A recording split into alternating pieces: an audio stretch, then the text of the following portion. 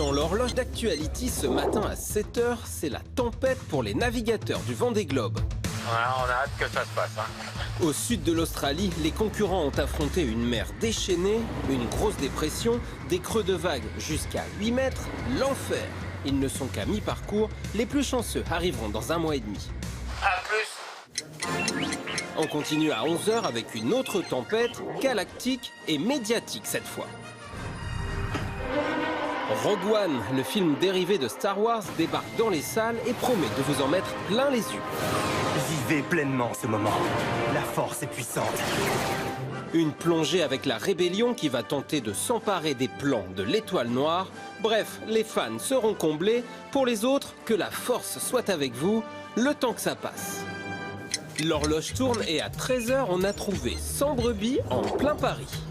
Elles ont fait 200 km en bétaillère depuis le Loir-et-Cher, un coup de la Confédération paysanne qui les a déposées incognito au jardin des Tuileries.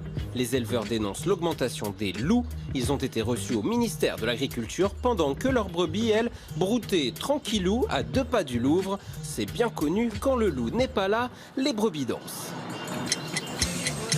Allez, les aiguilles s'arrêtent une dernière fois à 17 h et devinez qui fête ses 80 ans samedi?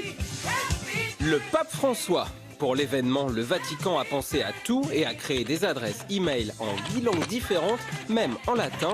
Vous pourrez lui adresser vos vœux d'anniversaire, lui demander la paix dans le monde et même lui souhaiter un joyeux Noël.